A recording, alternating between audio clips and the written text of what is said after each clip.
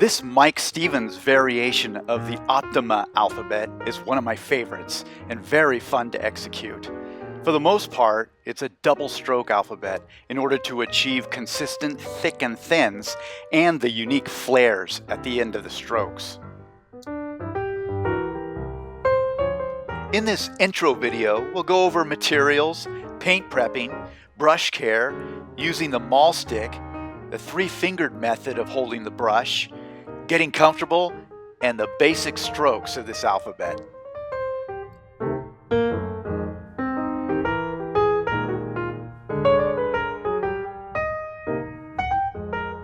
When comparing Mike's version with the original alphabet, you can see some distinct differences in order to make it more brush lettering friendly.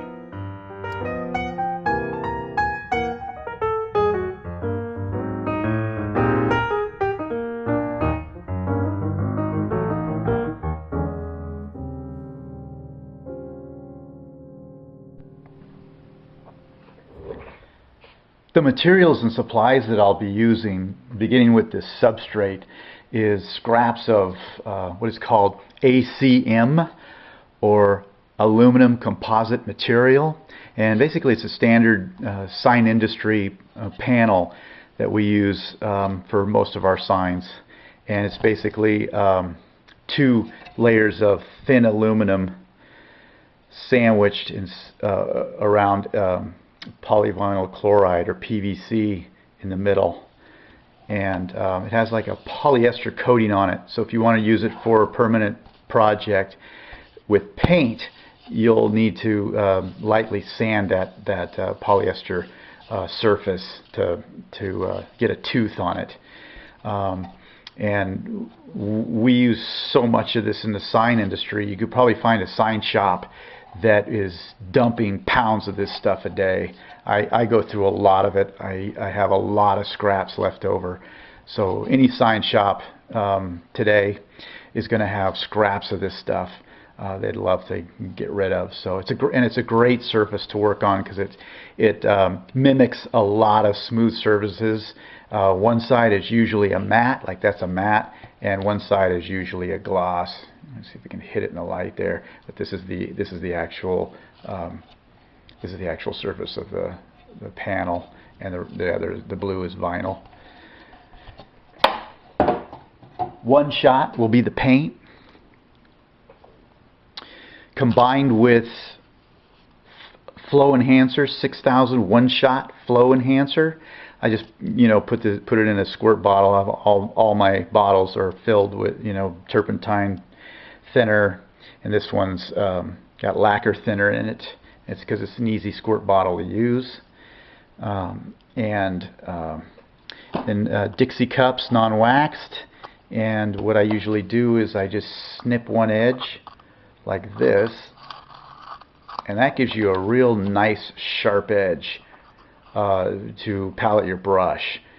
Dip, palette, and it's much sharper than using just the dull rounded edge of the cup. And I just cut a whole bunch of them ahead of time so that they're always ready. I'm very organized. I like to get organized because to me it just makes it a lot easier to get to work. And I use gloves for anything that's toxic, because all of these products, anything that's flammable, anything that has petroleum inside of it, is going to be really hard on your liver. I don't need to have that all over my hands. I get really messy as well, so I get this all over myself, all over my hands, and so it's just easier for me just to glove up with some tight rubber latex gloves. And then inside of this quarter pint can with the eye screw on the top for distributing the paint is a 3/8 inch nut, which turns this into a rattle can, and it loosens up all that gunk down in the bottom of it. So all my quarter pints have that nut inside and have this eye bolt or eye screw on the top of it. And then I have This is actually a magazine, a bunch of magazines underneath to palette on. I just have the white paper for contrast for the video. And then for the consistency of paint, just go ahead and pour the amount that I feel like I'll need. In this case, it's just, you know, probably about, that's a little bit down at the bottom, is probably about there right now. And then I just put a few or so squirts of the flow enhancer in there. And the consistency I like to get to is just when it starts to drizzle, because any less than that, when it just drips, it's going to be it's going to cause skipping, dry brush, and it's very difficult to letter. It's okay to letter like big for, you know, to go straight out of the can if you're just doing like big letters where you can use a big brush. But when you're doing little small letters, you need to get a consistency that's going to really flow well. But you don't want it too thin so that it just drips all over your panel. So just as it starts to drizzle like that is where I like to be. And then the brush I'll be using is a number 2 Steve Kafka Kwill, Kwill, and it's a lettering quill, a very, very clean, sharp, almost show card like shape for a brush. And this edge at the very tip is a very clean, sharp, chiseled edge with really super fine hairs, which allows you to make the beginning strokes real clean. And clean out of oil, which I put inside of this, is neat's foot oil. That's what I use to protect the brush when in storage, and to remove that and anything else, paint and so on. I just fill up this concaved food container, and the reason why is because it's important not to, because of those real fine hairs on the tip, it's important not to jam your brush straight down into the bottom of a cup.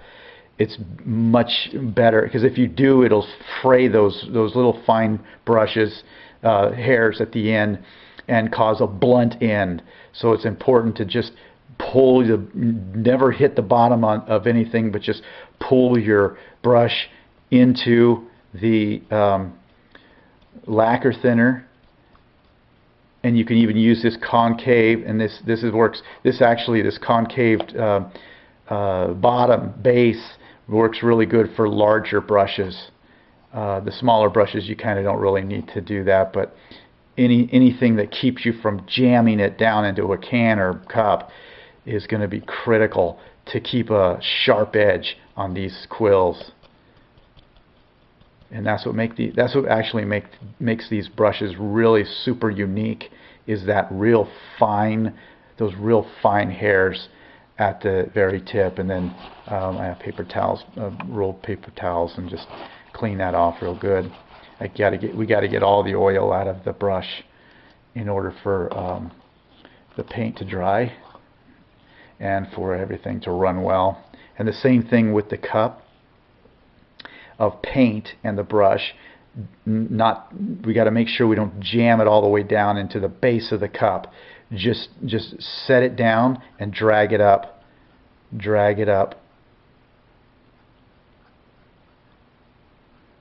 And then palette on something flat, magazine.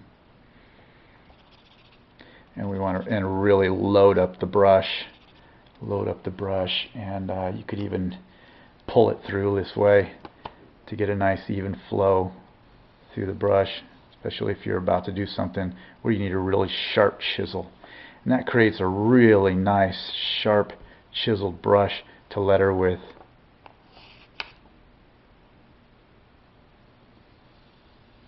I have a lot of paint in there.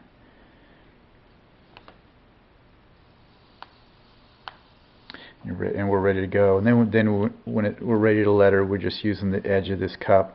And when I do palette on the cup, I like to start back far back towards the ferrule of the brush and pull that, because that's actually where it's flattening it, is in the back.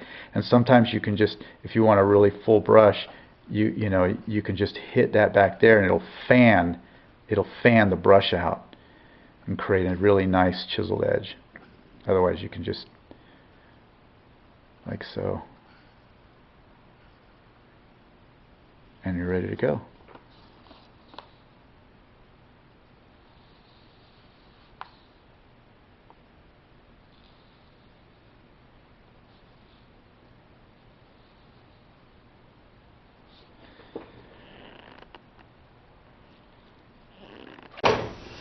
I'm a maul stick user. This is a flat maul stick, and it is 30 inches long, and it is 7/8 inches wide, and it's 3/8 inch thick, and it is a piece of walnut. And you can actually get this pretty close to this size at pretty much any box store or hardware store or lumberyard. And then I wrap tape around the top, and over that I slid some electrician's shrink wrap, and then just a heat gun and shrank it around there. It makes a nice tight end. And then I rounded off the wood around here for a handle, and then just wrapped this with some cloth fabric and glued it on. And I love the maul stick in general because it really steadies my hand, and I can do a lot of things I couldn't do freehand or holding my hand like this. It just gives you a lot more freedom and flexibility to move in and out away from the surface, as well as up and down at a very, very controlled manner. And when you're doing letters that are really concise like this, where there's really straight lines, you really want to have a lot of control. And this maul stick and maul sticks in general give you that control, just because it gives you a lot more flexibility. It's like as if you had your hand up against the table like this, or the surface like this, but you're not moving, you're not getting your hand all over the paint. And that's also why I need the cotton gloves, in order to slide up and down this really gracefully with freedom. So then I take the cup. I take my cup in my thumb and my forefinger, and then I wrap my 3 fingers around the handle, and now I've got my cup and finger, and I'm all comfortable, and I've got the edge pointed in this direction, obviously. So now I can work. Because we have our paint at the consistency we want, we don't need to have a palette with thinner. We don't ever need to thin it, because we have the paint exactly where we want it to be. And also, paint dries as soon as you take it out of the can and drop it in anything. It's going to start drying. All of our reducers, all of our thinners and turpentines and lacquer thinners, they're all evaporating as soon as they come out of the bottle. So the goal of this paint is to dry. So that's fortunately and unfortunately, because within 15 to 20 minutes of lettering, the inside of our brush is getting all gummed up, and the best thing we can do is just stop and clean out our brush in lacquer thinner and regroup, because there's nothing more frustrating than trying to force gummed up paint on a panel. It just is very frustrating. And so this setup allows for a lot of flexibility. You can move this around in any direction. If you want to make long straight lines, you've got a stick here. You can either be flat and flush, or you can spin it on its side, and you're way off the panel like this, and it really facilitates a lot of good production. It's a production tool, is the bottom line. So if you like anything, everything's a learning curve, and it just takes time to learn stuff. But you know, that's half the fun of it, is just saying, well, you know, I'm just going to keep trying this until I get it, and that's all any of us can do. And you know, with this we can pivot, like for instance, and sometimes I'll even brace myself depending on what I'm doing. I'll take my middle finger and I'll brace it up against the panel, and that allows me to make, you know, keep a real, and then I might bring it off. For example, if I'm doing a letter, and then that just stabilizes me. It just stabilizes me that way, and then I might do it again just to get myself stable at first, and then I can let it up and keep going. And it's just a great tool to have, because it's so convenient and so helpful. Just to go over the difference between the pencil method versus the three-fingered method of holding the brush. The pencil method, which is basically something like this.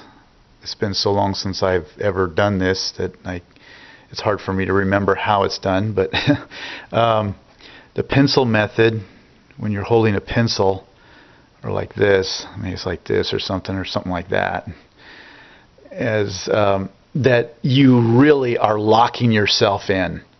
You're locking yourself into one position, and by doing that, you're taking away a lot of freedom that you could have if you switched over to the three-fingered method, which is like this, basically holding it with your index finger, your thumb and your middle finger like this, and being able to rotate it, holding it just like this. And you can hold it perpendicular to the panel. You can move 45. You have a lot more flexibility, and you can spin the brush completely 360 in your hand, which really helps you when you're doing rounds. So there's a huge benefit to using the three-fingered method. It's okay if you're going to do a straight line, or if you put your hand over the top.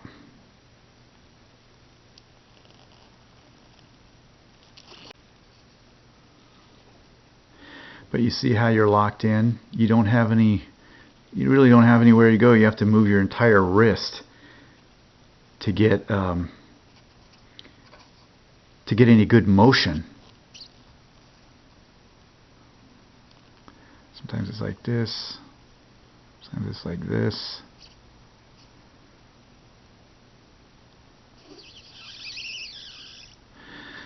Just way too constricting.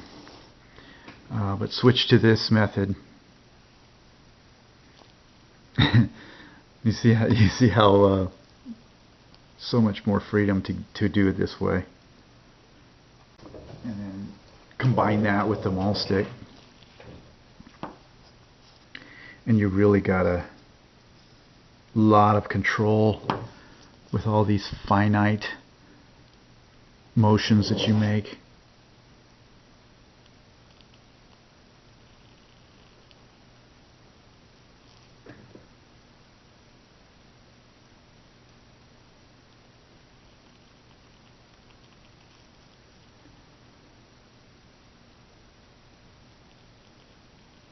And to have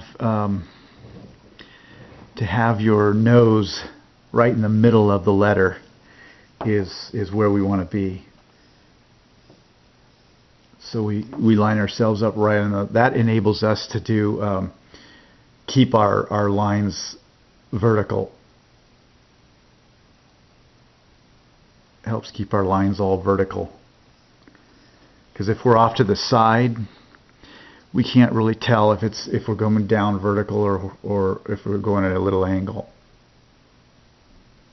But that's the benefit of doing this three-fingered with the maul stick, is that you can stick your nose right in the middle of the letter, boom, and you can see everything. And also having the having the middle of our sentence, middle of our letter, right at the base of our neck. So if we take our brush and we're coming right off the base of our neck, and we come right to the middle of the two guidelines, top and bottom guideline. That is a really good spot to be in, because it's so important for us to be comfortable when we're doing this. Because any higher, and it's hard to see over the top of the letter when you're lettering, and any lower, it makes it very difficult to do the descending strokes especially. So this is a really good place, and we can adjust our seats. We've got hydraulic seats that go up and down. We can also adjust this, adjust our panel up and down. So there's all kinds of ways of adjusting ourselves and adjusting our environment to get to that point. So the basic strokes of this alphabet are, this Roman alphabet is a thick and thin, is starting out at the top, with a fairly contracted but not full-on sharp blade, just a slight, just pull the brush so it's got paint in there, and it's just pretty much flat, but not a razor, because you can get this brush to a razor sharp edge. Just a nice flat edge like that. And then the guidelines, this is the top line, that's the X line, or I call it the secondary line, that's the base line. And then this is the descender, this would be the next line. So that kind of gives me a place to stop for my descender strokes. And I stop about halfway. And then this is 2 3/4 inches from the top line to the base line, 2 3/4, and this from this line to this line is about 7/8 of an inch. Same with this. And this is a 2-inch Kafka Kwill, not 2-inch. It's a number 2.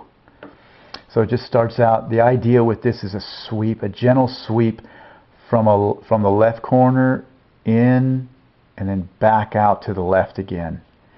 And this is the basic flare of the stroke. So we set down, and our brush is a slight angle, so we set down and make a nice crisp edge at the top, pull down, sweep in to the right, and then back out to the left, and then spin. Then we're going to spin counterclockwise.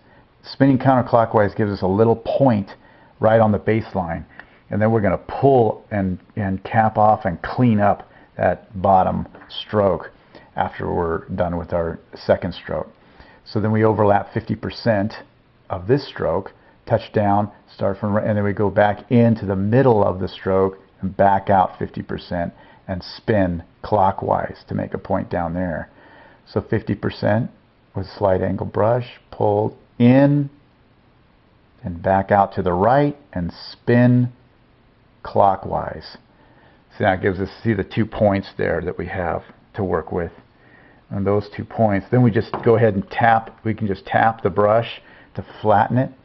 And then we can go right on in that corner and then spin counterclockwise to finish that off.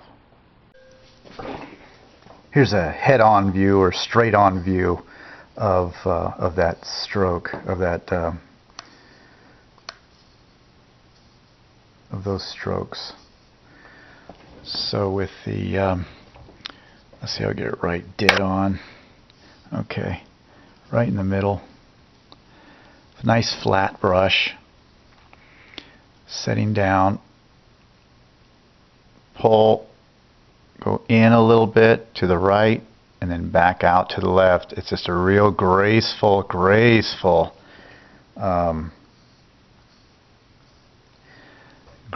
sweep. This is a real super graceful arc in there. And then we just repeat that on the other side, overlapping 50% of our brush, touch down, come down, in towards the middle of the stroke, and then back out to the right and spin clockwise. Tap the brush real quick to flatten it, stick it in that corner, and spin counterclockwise. And the horizontal strokes, and all of the horizontal strokes are going to be thin strokes. So for the example, like the capital E, where we have 3 horizontal strokes, those will all be thin strokes. So we take our contracted brush, tap the sides so it's contracted to 50% of the brush, and then with my maul stick at quite an angle so that my hand can pivot and my wrist can make the movement and be clear, and my upper part of my hand be clear of the maul stick. Basically it's going to go over the top. We just go ahead and we follow the guideline at the top straight across, just following the guideline to our stopping point. And then we go right back to the same location, but we taper down until we get 50% past. 50% overlap. But it's still a thin stroke. And then we just keep on moving down. This middle bar actually goes up a little bit. It's obviously because we want to make it level. And then it comes out from here and goes down to that 50% stop.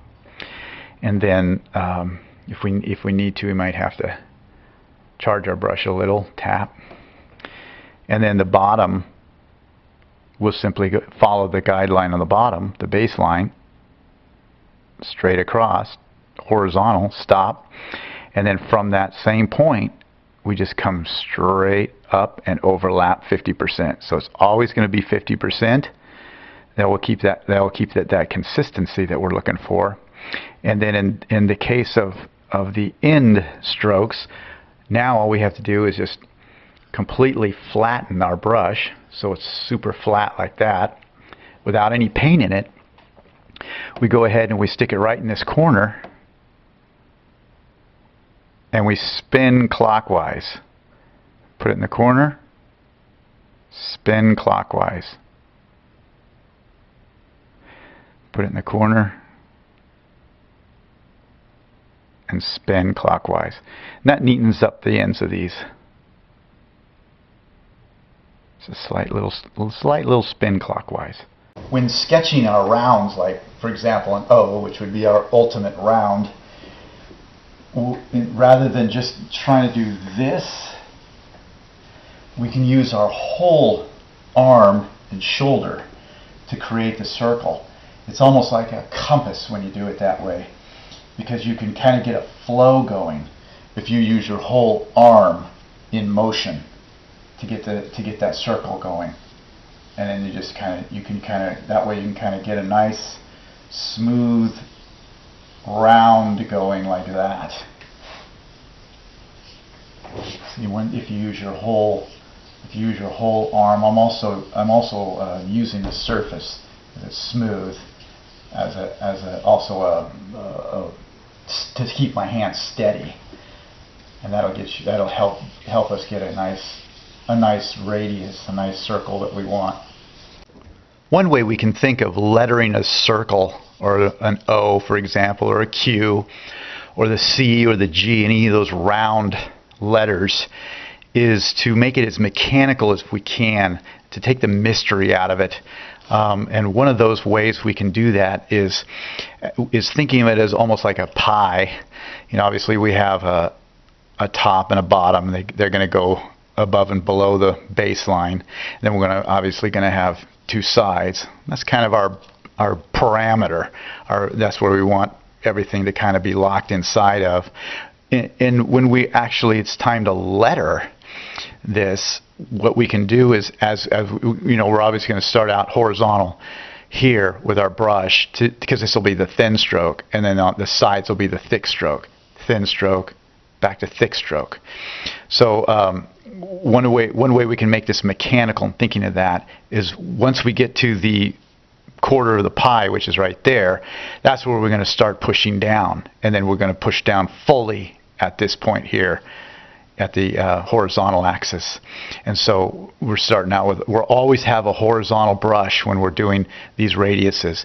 That allows us to go from a thin to a thick, and our brush will never change. We'll never twist or turn our brush. And then when we get down to this quarter pie, then we can start letting up, start to let back up again. So it'll be a graceful start to push, push, push, push, push, push, push all the way, and then start letting up, let up, let up, let up, let up to the until we get to there. Then we're going to come back around and just mimic the exact same thing on the other side.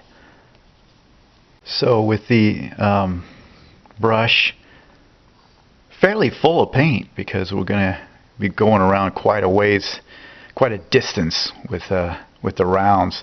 So we want to have a pretty good load of brush, but at the same time we still want to make it nice and flat too. And then starting obviously at the peak, we're going to come around and we're going to start to push down here and then push down all the way here and then start to let up and taper off, always keeping the brush horizontal.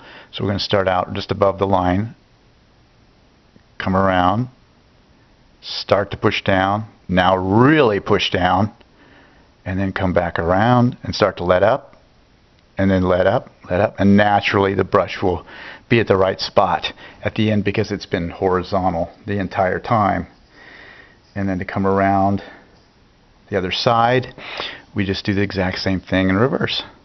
And the idea is we're also, I'll go over this when we go with the over the O and the Q, is that we're going to be actually looking at this inside space rather than the outside or actual brush stroke itself, in order to create this shape, in order to create the a consistent shape. So we're going to come back up and over. Same thing, we're going to look inside and start to push down, really push down, and then start letting up and bring it right around.